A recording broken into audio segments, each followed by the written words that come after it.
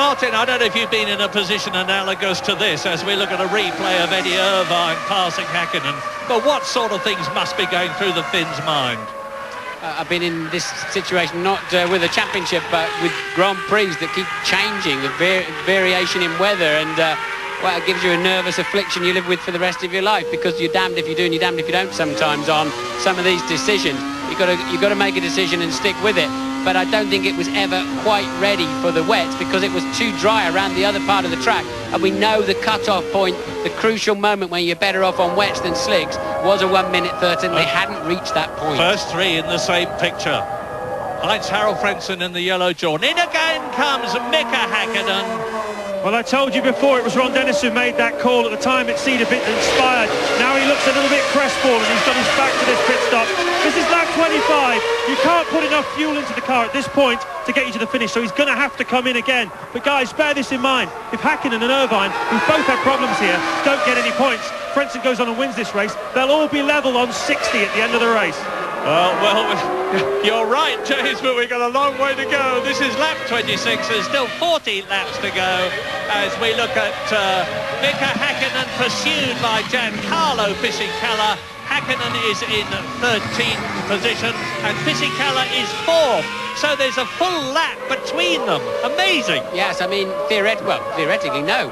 Actually, if Fisichella moves up to the back of Häkkinen, Häkkinen's going to get the blue flags and he has to let him through. He's being lapped. Yep, and here are the racers for the lead, absolutely together, with Ralf Schumacher putting enormous pressure in front of the Williams Supertech on the Jordan, and we're with Ralf Schumacher now. Lovely in-car pictures, and that is the race leader in front of us as he turns in for the chicane.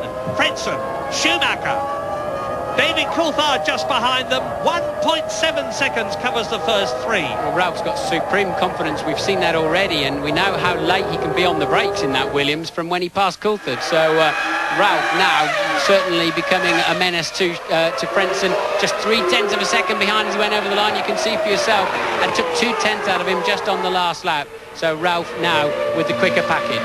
Ralf Schumacher 5th in the World Championship, and Heinz-Harald Frentzen 3rd behind Irvine and Häkkinen, tying on 60 points at the top.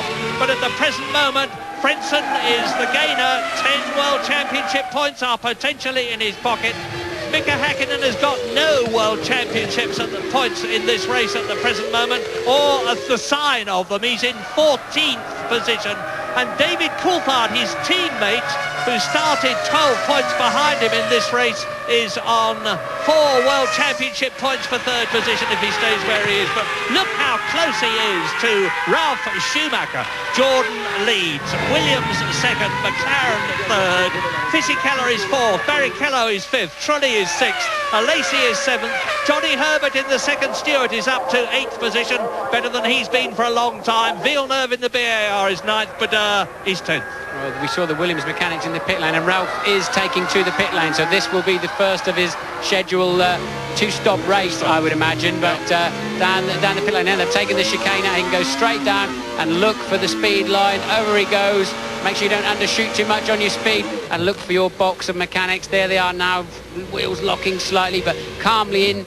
And just sit there with a little bit of throttle on, keep the steering wheel straight, wheels going on nicely, fuel still going in, lollipop up, Ralph calmly and maturely off down the pit lane. Nice stop. Perfect timing for a two-stop strategy. I said they'd come in round about lap 24. He's come in on lap 26, and he rejoins behind Jarno Trulli, who was in 6th position.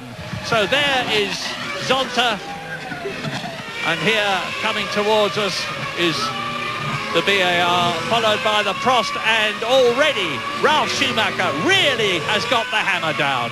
Frentzen leads on lap 28. David Coulthard is closing up now on Frentzen because he has got rid of, or rather Ralf Schumacher has got rid of himself.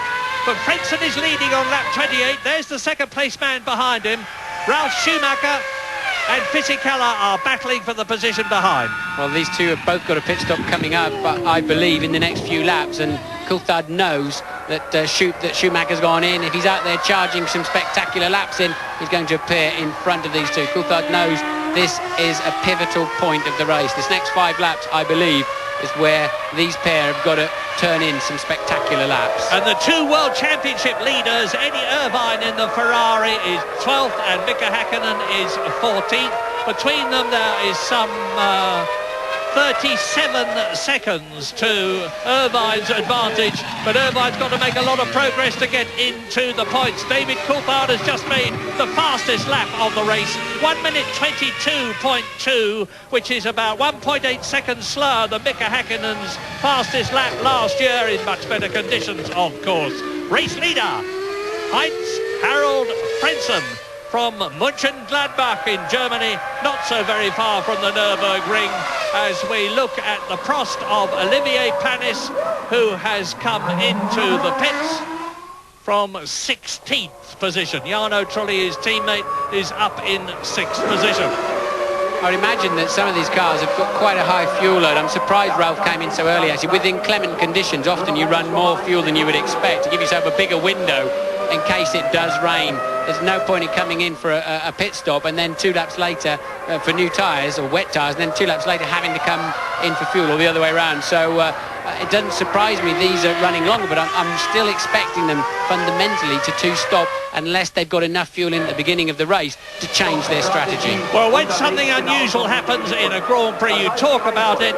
Luca Badoer in the Minardi is in 10th position, and he richly deserves to be there because the Minardi team tries so hard against adversity, particularly in the form of very little money compared with the major teams.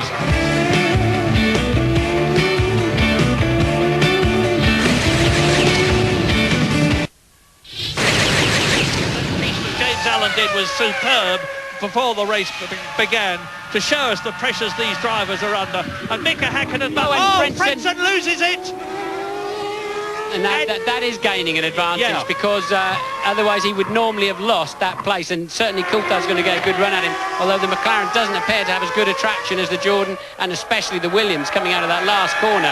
And well, I have to say, I think Frentzen clearly maintained his position by charging, but that's what I was saying about that chicane. You've got to jump it properly. Yeah, it's going to be very interesting to see what the stewards make of this, Martin, because if they think that he benefited from that, they could give him a penalty. So we'll have to keep a very cautious eye open for that. I don't think he did, to be quite honest, but anyway, that's for them to decide and not for me. We're on lap 31. We're already nearly halfway through the European Grand Prix at the Nürburgring, with Frentzen and Coulthard there fighting for the lead, 17 seconds ahead of Fisichella in the Benetton. And that's good news for the Benetton team. They've had some very, very tough times recently with the car that they've been trying to develop to get grip. That's been their problem. But he certainly seems to have it in this race. But he has yet to stop, whereas Ralf Schumacher is 23 seconds behind Frentzen and has made his stop. So when Frentzen and Coulthard come in, Schumacher could potentially take the lead. Barrichello is 5th, Herbert is in 6th position, followed by Villeneuve 7th, Trulli is 8th, Badoer is 9th, Alesi is 10th, Eddie Irvine is down in 12th position, and Mika Häkkinen is 14th, both well out of the points. The gaps at the front of the World Championship are closing right up as Coulthard closes on Well, Frentzen. They're moving into one-stop territory now. Obviously, we know it's effectively a 66-lap race after the first aborted start, and here we are, almost half distance. So clearly, the McLaren and this is Fisichella putting the move on Häkkinen, but only to lap him. Häkkinen still down in 14th place. Still, even since then, 2 odd seconds per lap slower. He's just cruising around. He's given up on any points today. Well, yeah, and we know that the key words in Formula One, there's 3 of them, are never give up. Fight, fight, fight every inch of the way, because you never know what's going to happen. So Mika Häkkinen, if he has given up, most certainly should not have done so. I think that's the key words in life, isn't it? And Formula One's absolutely no different to that. But where that's a McLaren, we can see who is that, and if it's so, our old friend Takagi again, I think. McLaren in front. If so, where's the yellow Jordan? But it's Häkkinen, so it's not Coulthard, and they're just homing in on taking Häkkinen. De La Rosa, actually, to be fair to Takagi. De La Rosa, who is in 13th position, just been passed by Mika Häkkinen. Yeah. So.